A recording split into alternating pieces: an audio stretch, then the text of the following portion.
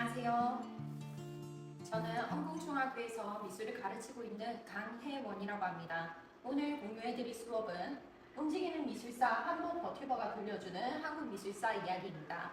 헤네메듀 제3회 올해의 미술 수업 공모전에서 함께 나누게 되었습니다.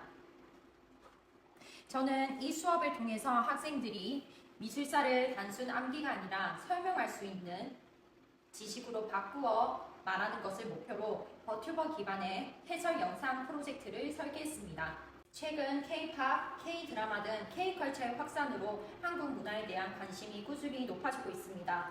호작도나 미나처럼 전통 회화를 다루는 해외 콘텐츠도 꾸준히 등장하고 있습니다. 그런데 학교 현장에서 학생들은 한국 미술사를 단편적으로만 알고 시대의 흐름과 특징을 스스로 연결하는 데 어려움이 있었습니다. 그래서 저는 질문을 바꿔봤습니다. 이걸 외웠니가 아니라 이 유물이 왜 이런 모습일까? 라고 질문을 했습니다. 학생들이 작품의 특징을 관찰하고 근거를 추리하고 자기의 언어로 설명하도록 만들고 싶었습니다. 이때 학생들이 일상에서 익숙하게 소비하는 방식이 힌트가 됐습니다. 바로 버튜버 콘텐츠입니다. 버튜버는 버추얼 유튜버의 줄임말로 실제 사람이 아닌 가상의 캐릭터로 콘텐츠를 생산하는 직업을 의미합니다. 그래서 수업을 이렇게 구성했습니다. 첫째, 학생들은 특정 시대의 미술문화유산을 선택합니다. 그리고 직접 버튜버를 제작해봅니다. 그 시대의 인물 설정을 가진 전생 캐릭터를 기획한 다음 한복을 직접 디자인한 버튜버가 되어 문화유산을 해설하는 영상을 제작합니다. 이 수업에서 학생은 단순 지식 수용자가 아닌 문화 해석자입니다. 작품을 보고 정답을 맞히는 사람이 아니라 특징을 읽고 맥락을 연결해 설명할 수 있는 사람이 되는 경험을 하게 됩니다. 제가 바라는 수업의 핵심 성취는 세 가지입니다. 첫째, 한국사에 대한 흥미와 이해를 높이고 다양한 프로그램을 활용해서 디지털 기술을 활용한 표현력을 높이는 것입니다. 셋째, 이 모든 과정에 자율적으로 참여를 하면서 자율적 기획 및 제작 능력을 키우는 것입니다. 전체 수업은 15차시 프로젝트이며 크게 탐색, 실행, 확장, 의미화 순으로 진행되었습니다. 본 수업은 모두 블록타임제가 아닌 단일 차시로 일주일에 1차시씩 진행되었습니다. 수업이 끝날 때마다 결과물을 패들렛에 올려 학생들이 작품이 누적될 수 있도록 진행했습니다. 본 수업에서 사용한 도구는 모두 학교 현장에서 접근 가능한 무료 그리고 로그인이 없는 도구들로 구성했습니다. 아바타 제작은 브이로이드 스튜디오, 모션 캡처 프로그램은 VC 베이스, 동영상 제작은 캡컷, 키네마스터, 그리고 한복 이미지 디지털 드로잉은 이비스 페인트로 진행을 했습니다. 핵심은 도구의 다양함이나 도구의 화려함이 아니라 수업 목표를 달성 가능한 만큼만 기능을 선택해 운영한 점입니다. 지금부터는 PPT의 흐름 그대로 핵심 내용, 핵심 활동을 간단히 설명해 드리겠습니다. 1, 2차 시는 한국사 첫인상 게임으로 시작합니다. 학생들에게 다양한 한국 미술사 작품 이미지를 제공하고 각 모둠이 작품의 특징을 관찰해 시대를 추리하는 게임입니다. 진행 방법은 단순합니다. A0 사이즈의 게임판과 24장의 각 시대별 이미지를 학생들에게 제공합니다. 그리고 교사는 3단계로 나누어 학생들에게 질문을 던집니다. 학생들은 스스로 이미지를 관찰 및 분석하여 근거를 찾거나 모둠별로 토론을 통해 정답을 찾습니다. 그리고 자신이 생각한 내용을 각자 학습지에 서술하며 시대를 추측하는 것입니다. 이 과정에서 자연스럽게 학생들은 시대가 달라지면 표현이 달라진다는 것을 체감합니다. 프로젝트 초반에 재미와 몰입을 확보하면서도 이후 과정으로 넘어가기 위한 기본 맥락을 형성합니다. 실제 학생들이 제작한 결과물입니다. 당연히 처음 보는 작품들도 많기 때문에 시대를 틀리게 배치한 점도 보입니다. 그러나 관찰과 추론만을 활용해서 시대를 맞게 배치한 점도 눈에 띕니다. 2차 시에서는 정답을 확인하며 흐름을 정리합니다. 정답을 맞추는 과정으로 진행을 하니 학생들의 집중도가 올라가는 것을 실감했습니다. 정답 확인은 단순 채점이 아니라 각 시대의 핵심 특징을 키워드로 구조화하는 시간으로 운영했습니다. 예를 들어 신화를 다룰 때는 작품의 특징을 왜 이런 미감이 나왔는지까지 연결해 설명하며 학생이 다음 단계에서 시대를 선택할 수 있도록 기초 정보를 압축해서 정리했습니다. 3차 시는 프로젝트의 핵심인 전생 캐릭터를 기획했습니다. 학생은 내가 어느 시대의 누구인지를 정하고 어떤 문화유산을 어떤 시선으로 소개를 할지 결정합니다. 기획서에는 캐릭터의 시대, 신분, 직업, 그리고 관련 유물, 선정, 문화유산, 핵심 설명 포인트를 정리하게 했습니다. 이 과정이 영상 제작의 뼈대가 되기 때문에 세심하게 작성하여 완성도를 높일 수 있도록 했습니다. 실제 학생들이 작성한 결과물입니다. 학생들이 스스로 이름을 설정하고 미술문화유산을 조사하여 학습지를 작성한 모습을 볼 수 있습니다. 4차 시는 한복을 예쁘게 그리는 시간이 아니라 시대성과 문화 맥락을 반영해 디자인을 하는 시간이었습니다.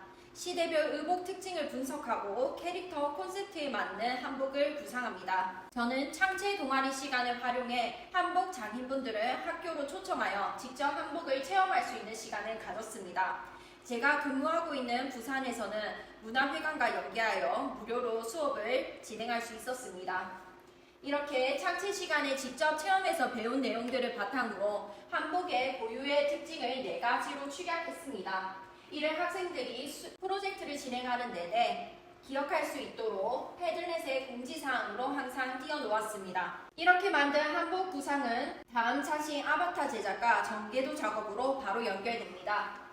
학생들에게 제시했던 학습지입니다. 실제 성별과 상관없이 치마 버전, 바지 버전으로 나누어 학생들이 자율적으로 선택할 수 있도록 했습니다. 학생들이 제작한 결과물들입니다. 스스로 머리는 어떤 식으로 할지, 어떤 시대에 어떤 의복을 선택을 할지 세심하게 아이디어 스케치를 한 모습을 볼 수 있었습니다. 5, 6차 시는 브이로이드 스튜디오를 활용하여 아바타를 제작합니다. 브이로이드라는 프로그램을 처음 들어보셔서 어렵게 느껴지실 수 있습니다. 그러나 이 프로그램은 누구나 한 번쯤은 해봤던 아바타 꾸미기 게임과 매우 흡사합니다. 그렇기 때문에 학생들도 조금 만져보다 보니 익숙하게 프로그램을 다루는 모습을 볼 수 있었습니다. 5, 6차 시에서 학생들은 얼굴, 헤어, 체형을 기본적으로 설계하고 이후 한복에 적용할 수 있도록 의상 전개도를 준비합니다. 교사는 학생들과 함께 수업 시간에 필수 기본 요소들을 시연을 하고 함께 연습을 했습니다. 혹시 수업 중에 놓친 부분이 있거나 기억이 나지 않는 부분이 있을지도 모르니 일일이 하는 장면을 캡처하여 자료로 만들어 패들렛에 공지해 놓았습니다. 학생들은 자신이 설정한 전생 캐릭터에 맞춰 표정과 분위기, 헤어스타일 등을 조정하며 캐릭터성을 강화합니다. 여기서부터 학생들의 몰입도가 크게 올라간 것을 알 수 있었습니다. 스스로 국립중앙박물관에 있는 이미지를 찾아보거나 구글링 또는 네이버 검색을 통해 다양한 도판을 참고하며 캐릭터를 만드는 장면을 확인할 수 있었습니다. 그렇게 아이들이 스스로 만들어 본 캐릭터들입니다. 7, 8차 시는 전개도 위에 직접 그림을 그려 착용 가능한 한복을 완성하는 시간이었습니다.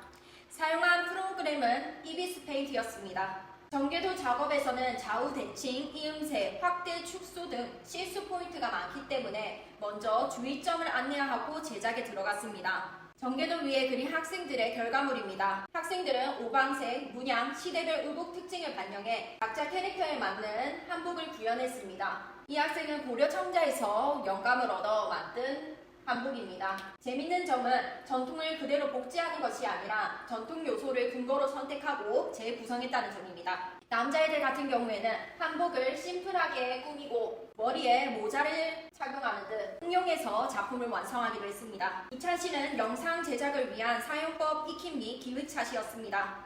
영상을 기획하기 전 캡컷의 사용 방법 중 가장 기본적인 요소들을 설명했습니다. 편집 기능은 시간 안에 적용 가능한 필수 기능으로만 제한해 설명하고 컷 편집, PIP, 크로마키 중심으로 지도했습니다. 학생들에게 연습 배경 영상과 연습 캐릭터 영상을 제공하여 실제로 연습해보며 크로마키 과정을 이해할 수 있도록 지도했습니다. 학생들은 기본 기능만 배워도 응용이 빠르기 때문에 오히려 과도한 기능 설명은 줄이고 바로 만들고 수정할 수 있는 시간을 확보하는 방식이 효과적이었습니다. 영상 기획은 학생들이 어떤 내용을 어떤 순서로 어떤 장면으로 구성할지를 설계했습니다. 계획서는 간단하게 한 줄의 시놉시스와 4칸의 콘티만을 짤 수 있도록 구성했습니다. 학생들이 실제로 작성한 콘티입니다. 10차 시, 11차 시는 VC 베이스와 웹캠을 활용해 캐릭터의 표정과 움직임을 입히고 촬영하는 과정이었습니다. 촬영은 테스트를 먼저 하고 말의 속도와 발화 분량을 점검한 뒤 본 촬영으로 들어갔습니다. 학생들이 시간을 초과하거나 내용이 비는 문제를 줄이기 위해 중간 점검을 반드시 넣었습니다. 실제 학생들에게 ODP기, 모션인식, 그리고 영상 녹화 3가지 단계로 나누어 간략하게 설명을 하고 수업을 진행했습니다. 촬영 과정은 기술 자체보다 학생이 자기 캐릭터로 설명하는 경험을 만드는 데 목적이 있었습니다. 이때 학생들은 스스로 더 정확하게 말하기 위해 내용을 다시 정리하고 연습을 하게 됩니다. 실제 학생들이 모션 캡처 기능을 활용해 캐릭터의 움직임을 더하는 과정들입니다. 12차 시, 13차 시는 편집을 통해 결과물의 전달력을 높이는 시간이었습니다. 영상 조건은 최대한 간략하게 학생들에게 제공하여 학생들이 자율적으로 결과물을 완성할 수 있도록 구성했습니다. 그렇게 만든 학생들의 완성작들입니다. 안녕하세요. 저는 오늘 여러분들께 신라시대의 유물이 금관에 대해 소개할 것입니다. 먼저 금관의 특징에 대해 알려드리겠습니다. 먼저 금관은 동금관 태유에 나뭇가지 모양, 사슴뿔 모양의 솟은 장식이 달려있고 하늘과 인간을 잇는 신성한 존재임을 나타내며 화려합니다. 그리고 금판을 오리고 붙여서 만드는 방식이 사용됩니다. 이 금관은 왜 만들어졌는지도 알아볼까요? 신라시대의 왕권을 강화하기 위해 화려하게 제작되었고 앞에서 말한 것처럼 나뭇가지, 사슴뿔 모양 장식으로 왕족의 신선함과 권위를 상징하는 동시에 하늘과 땅을 연결하는 산원의 의식도구로 사용하기 위해 제작되었을 가능성이 크다고 합니다. 어때요? 이쁜 것만 알았던 금관에 대해 더 잘 알게 되었나요? 오늘 제 설명 들어주셔서 감사합니다. 마지막 14차 시, 15차 시는 공유와 의미화 단계였습니다. 완성 영상을 함께 감상하고 좋았던 점과 개선할 점을 서로 피드백하며 마무리 지었습니다. 그리고 학생들이 모두 한 번씩 돌아가며 프로젝트를 끝낸 후 어떤 느낌이 들었는지 소감 말하기 시간도 가졌습니다. 실제 학생이 영상을 공유하고 발표를 하는 장면들입니다. 또한 내년 후배들이 다음에 한국미술사를 좀 더 쉽게 시작할 수 있도록 학생들이 직접 첫인상 게임을 제작하여 학습 내용을 재사용 가능한 산출물로 정리했습니다. 포켓몬 게임, 위작 감별 게임 등 다양하고 재밌는 게임이 나온 것을 알 수 있었습니다. 학생들이 이 수업을 겪으며 꾸준히 성장한 것을 볼 수 있었습니다. 실제 학생들이 저에게 프로젝트가 끝난 후 제출한 소감문들입니다. 아이들이 적은 소감문의 길이만큼 아이들의 성장을 알 수 있었던 소중한 글들이었습니다. 이 글들을 요약하자면 다음과 같습니다. 첫째, 미술사의 이해 방식이 변화되었습니다.